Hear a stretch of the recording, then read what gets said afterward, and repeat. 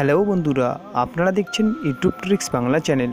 তো বন্ধুরা, এ রাজ্যে শিক্ষক নিয়োগের বিতর্ক যেন পিছু হটছে না। ফের পিছিয়ে গেল প্রধান শিক্ষক নিয়োগ প্রক্রিয়া। তো বন্ধুরা, কী কারণে পিছিয়ে গেল প্রধান শিক্ষক নিয়োগ প্রক্রিয়া, সেটাই আমরা এই ভিডিওটিতে বিস্তারিতভাবে দেখে নিব।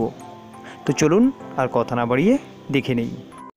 তো বন্ধুরা, ভিডিওটি শুরুর আগে প্রত্যেকবারের মতো একটি কথা বলে নেব, আপনারা যারা এখনও আমার চ্যানেলটিকে সাবস্ক্রাইব করেননি তারা সাবস্ক্রাইব করে নেবেন, এবং যারা অলরেডি আমার চ্যানেলকে সাবস্ক্রাইব করেছেন তাদেরকে জানাই অশেষ ধন্যবাদ। তো বন্ধুরা, আমার চ্যানেলটিকে সাবস্ক্রাইব করার জন্য ভিডিও বা চ্যানেলের নিচে যে লাল কালারের সাবস্ক্রাইব বোতাম আছে সেটাকে একবার প্রেস করবেন এবং পাশে থাকা বেল চিহ্নটি একবার চাপ দেবেন। এতে করে আমি যখনই কোনো নতুন ভিডিও এই চ্যানেলে আপলোড করব আপনাদের কাছে একটি নোটিফিকেশন চলে যাবে এবং আপনারা খুব সহজেই দেখতে পারবেন।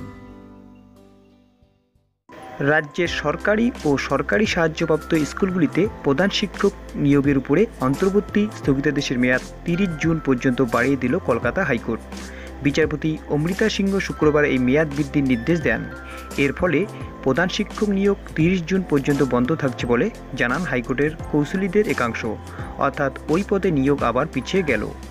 এসএসসি 2017 সালে বিজ্ঞপ্তি জারি করে জানায়, প্রধান শিক্ষক নিয়োগের পরীক্ষায় বসার জন্য স্নাতকোত্তর স্তরে এমএ, এমএসসি ও এমকম কমপক্ষে 50% নম্বর থাকতে হবে। সেই বিজ্ঞপ্তিকে চ্যালেঞ্জ জানিয়ে কয়েকজন প্রার্থী মামলা করেন।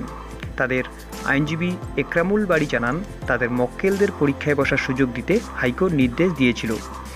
এসএসসি কর্তৃপক্ষ ওই প্রার্থীদের পরীক্ষা ও ইন্টারভিউয়ের ফল প্রকাশ করেননি। কিছুদিন আগে প্রধান শিক্ষক নিয়োগের কাউন্সেলিং শুরু করার সিদ্ধান্ত নেয় এসএসসি। সেই সময় ওই প্রার্থীরা হাইকোর্টে আবার একটি আবেদন করে বলেন, আদালতের নির্দেশ সত্ত্বেও তারা পরীক্ষায় কৃতকার্য হলেন কিনা তা জানার সুযোগই পেলেন না। উল্টে কাউন্সেলিং শুরু হচ্ছে। এর আগে গত 20 ফেব্রুয়ারি নিয়োগ প্রক্রিয়ার উপরে 31 মাস পর্যন্ত অন্তর্বর্তী স্থগিতাদেশ দিয়েছিল হাইকোর্ট। এদিন তারই মেয়াদ বাড়ানো হলো। তো বন্ধুরা, দেখতেই পারলেন এই গুরুত্বপূর্ণ আপডেটটি প্রধান শিক্ষক নিয়োগ প্রক্রিয়া সম্পর্কে, যে ফের পিছিয়ে গেল প্রধান শিক্ষক নিয়োগ প্রক্রিয়া। তো বন্ধুরা, আজকের ভিডিওটি এই পর্যন্তই। ভিডিওটি ভালো লাগলে অবশ্যই এটি লাইক করবেন। তার সঙ্গে এই চ্যানেলের নতুন নতুন ভিডিও পাওয়ার জন্য অবশ্যই চ্যানেলটিকে সাবস্ক্রাইব করবেন এবং শেয়ার করবেন। তো আজকের ভিডিও এই পর্যন্তই। দেখা হচ্ছে পরে একটা ভিডিওতে। ততক্ষণের জন্য ভালো থাকবেন, সুস্থ থাকবেন।